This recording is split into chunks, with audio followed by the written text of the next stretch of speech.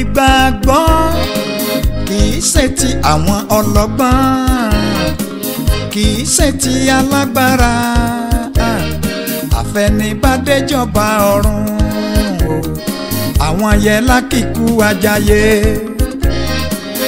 Eré ìje ìgbàgbọ́ kìí ṣe ti àwọn ọlọ́gbọ́n, kìí ṣe ti alágbára, àfẹnibádéjọba ọ̀run àwọn yẹn lákìkú ajáyé.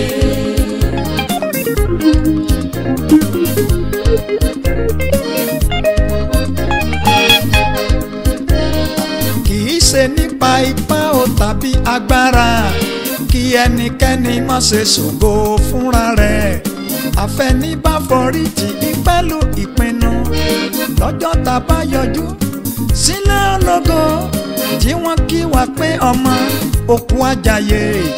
Ìgbà yẹn lèmi àtẹ̀yìn tó ṣàṣeyọrí, ṣùgbọ́n mo gbàdúrà ó nípa oore ọ̀fẹ́, bó ti wù kógun kó lè lójú ọ̀nà náà, èmi pẹ̀lú yín a ó mú orí délé. Eré ìje ìgbàgbọ́ kìí ṣe ti àwọn ọlọ́gbọ́n, kìí ṣe ti alágbára, àfẹnibádéjọba ọ̀run àwọn yẹn lákìkú ajáyé.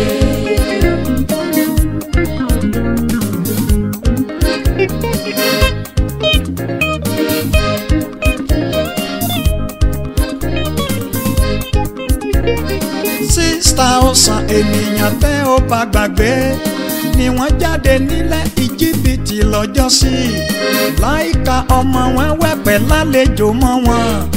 Ènìyàn méjì péré ló délẹ̀ ìlérí, Mósè gangan tó jẹ́ àyànfẹ́ Ọlọ́run, ẹni tí Ọlọ́run pè bó ti kún fún sùúrù pẹ̀lú agbára tó, ojú ló fi lélẹ̀ ìlérí kò mọ wọ́bẹ̀.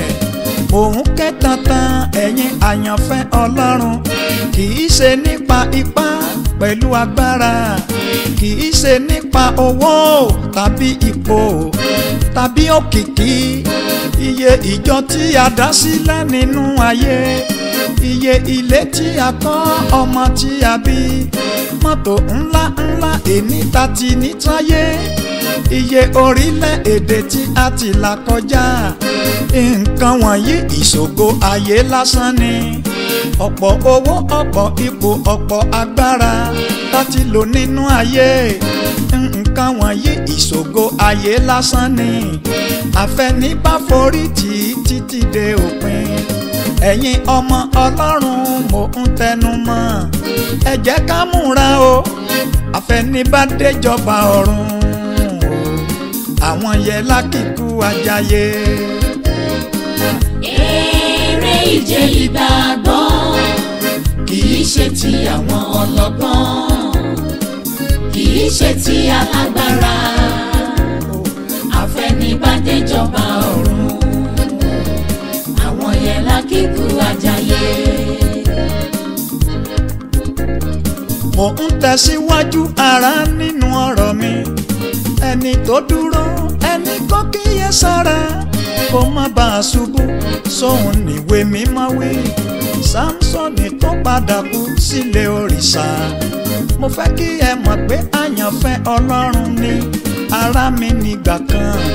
Wòlíì kékeré tó kú ikú ẹ̀sín látọwọ́ ẹranko ará mi lójú ọ̀nà, mo fẹ́ kẹ́ mọ̀ wípé àyànfẹ́ Ọlọ́run ni ará nígbà kan.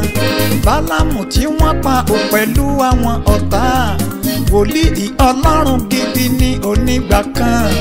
Ananaya àti Sàfírà aya rẹ̀ tí wọ́n kúkú òjijì látọwọ́ ẹ̀mí mímọ́, ṣé ẹ mọ̀ pọ́mọ Ọlọ́run ni wọ́n nígbà kan.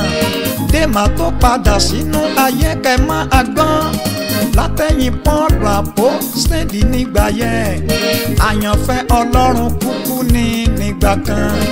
Júdásì ìkan nínú àwọn àpọ́stélì, àwọn ọmọ ẹ̀yìn tí wọ́n wúlò fọ́lọ́run. Ẹ wo ìgbẹ̀yìn rẹ̀ nínú ìgbàgbọ́, níṣe ló pokùnso gbogbo àyànfẹ́ tí ìgbẹ̀yìn ayé dé bá, gbogbo àwọn tí mo fi ṣàkàwé fún wọn, ìtàn eré ìje ìrìn àjò ìgbàgbọ́ wọn, ẹ̀kọ́ gidi ni wọ́n jẹ́ fún àwa àyànfẹ́. Ìyẹ́ àwọn tó ń lọ síjọba Ọlọ́run, ìbẹ̀rẹ̀ kì í ṣoníṣẹ́ ní Bíbélì wí, òpin ohun gbogbo sàn ju ìbẹ̀rẹ̀ lọ. Lórúkọ Jésù mo gbàdúrà fún wa, èmi pẹ̀lú yín ó nípa oore ọ̀fẹ́, a ó mú òkòrí délé o. Eré ìje ìgbàgbọ́ kì í ṣe ti àwọn ọlọ́gbọ́n, kì í ṣe ti alágbára, àfẹnibàdéjọba ọ̀run, àwọn yẹn lákìkú àjàyè.